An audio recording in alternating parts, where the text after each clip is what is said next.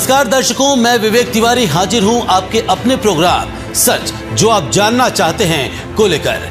दर्शकों, खबरों की सच्चाई की पुष्टि किए बिना ही समाज में प्रकाशित करना अथवा किसी के लिए दावे करना समाज पर दुष्प्रभाव डालता है। इसलिए खबरों की प्रामाणिकता और तथ्यों का उल्लेख करते हुए स्वस्थ पत्रकारिता की गरिमा को बनाए रखने की जिम्मेदारी पत्रकारों की है।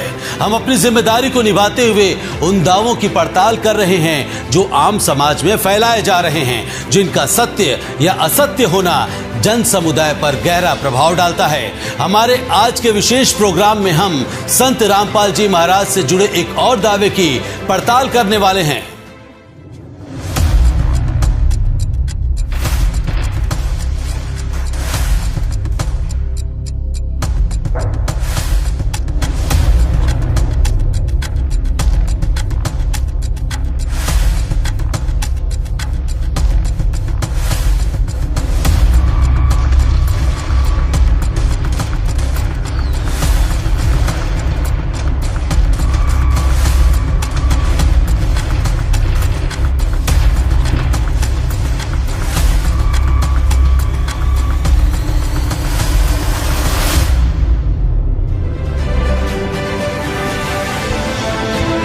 दर्शकों, हमें एक वीडियो मिला जिसमें संत रामपाल जी पूरे कॉन्फिडेंस के साथ यह दावा कर रहे हैं कि ब्रह्मा, विष्णु, महेश नाशवान हैं। मतलब तीनों देवताओं की जन्म मृत्यु होती है। रजोगुण ब्रह्मा हैं, सद्गुण विष्णु और तमोगुण शंकर जी हैं। इसके अलावा दावे में यह भी कहा गया है कि इन तीनों देवताओं की माता देवी दुर्गा जी हैं। ये सुनने में जितना आश्चर्यजनक लगा, जानने में उतना ही रोचक लगेगा। दर्शकों, सबसे पहले आपको संत रामपाल जी महाराज की वह वीडियो दिखाते हैं जिसमें यह दावा किया गया है। रजगुण ब्रह्मा, सतगुण विष्णु, तमगुण शिव जी हैं।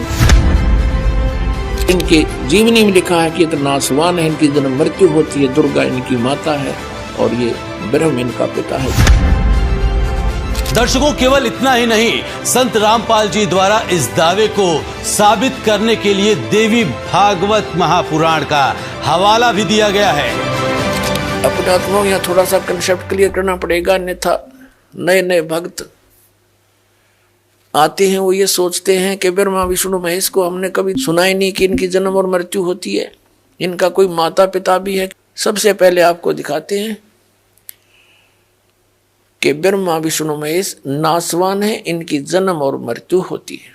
पुण्यात्माओं, ये वही सदग्रंथ हैं जिनको प्रत्येक हिंदू धर्म के श्रद्धालु जो भगवान की भक्ति में विश्वास रखते हैं, सबके घर विद्वान है। गीता प्रेस गोरखपुर से प्रकाशित पुस्तकें हिंदू धर्म के श्रद्धालुओं के लिए एक एथेंटिक रिकॉर्ड है। उसमें जो लिखा है वो फाइनल माना जाता है। और हमारे धर्मगुरु ये आचार्य और शंकराचार्य, ये मंडलेश्वर, ये संत ऋषि में ऋषि, ये आज तक ब्रह्मा, विष्णु, महेश की उत्पत्ति नहीं बता सके हमने। इनको जरो अमर बताओ, विष्णु जी और शिव जी को, इनका कोई जनक नहीं, इनका कोई माता पिता नहीं। ये खाक पड्डा इन सदग्रंथों को मूर्ख बना रहे थे। हमने हजारों वर्षों से अपना जीवन नाश किया, हमारे सारे पूर्वज भूत बनवा दिए, फिर उनके श्राद्ध निकलवावें, शास्त्र विरुद्ध साधना करवावें और आने वालों को भी नरक में ही ले जाते हैं। अब आपको दिखाते हैं ब्रह्मा, विष्णु, महेश की उन्हीं की जीवनी में क्या स्थिति है, देखिएगा। श्रीमद देवी भागवत यानी देवी पुराण, गीता प्रेस गोरखपुर से प्रकाशित, संपादक हनुमान प्रसाद पोदार, चिमनलाल गोस्वामी, और ये यहां से प्रकाशित है 123 पृष्ठ पे।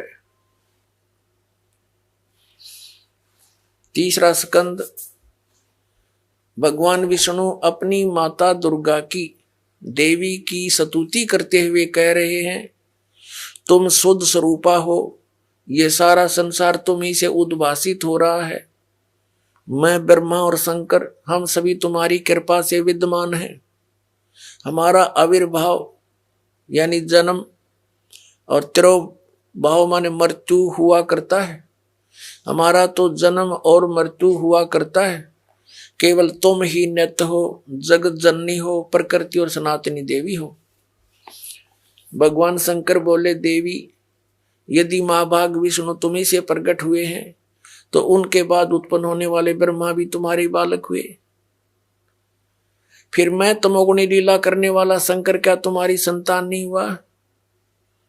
अर्थात मुझे भी उत्पन्न करने वाली तुम ही हो। शिवे, संपूर्ण संसार की सृष्टि करने में तुम बड़ी चतुर हो। इस संसार की सृष्टि सतिथि और संहार में तुम्हारे गुण सदा समर्थ है। उन्हीं तीनों गुणों से उत्पन्न हम ब्रह्मा, विष्णु एवं शंकर नियमानुसार कार्य में तत्पर रहते हैं।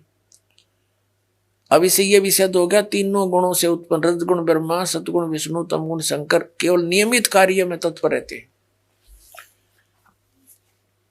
इस पवित्र सदग्रंथ ने, पवित्र पुराण ने, देवी पुराण ने 5 कंसेप्ट क्लियर कर दिए, 5 पॉइंट कति साफ कर दिए। नंबर 1, दुर्गा देवी ब्रह्मा विष्णु महेश जी की माता है। दुर्गा जी को प्रकृति भी कहते हैं। तीसरा, ब्रह्मा विष्णु महेश की जन्म मृत्यु होती है। चौथा, ये ब्रह्मा रजगुण सतगुण तमगुण, विष्णु सतगुण और शिव जी तमगुण है। और चौथा ये कर दिया, 5वां, कि ये केवल नियमित कार्य ही कर सकते हैं, जैसा आपके भाग्य में है वैसा ही दे सकते, उसमें कोई परिवर्तन नहीं कर सकते। इसलिए तत्व ज्ञानहीन प्राणियों ने इतना ही बनाकर हमें विधान बता दिया कि जैसे कर्म करेगा वैसा फल देगा भगवान। अब इन भगवानों का, जिन भगवानों से ये परिचित थे, उनका इतना ही विधान है। दर्शकों, हमने जब इस दावे की पड़ताल शुरू की तो हमें यह दावा बिल्कुल बेबुनियाद लग रहा था। फिर भी हमने इसकी पड़ताल की और जो संत रामपाल जी द्वारा देवी भागवत महापुराण के प्रमाण दिए गए थे उनकी काफी गहनता से जांच की।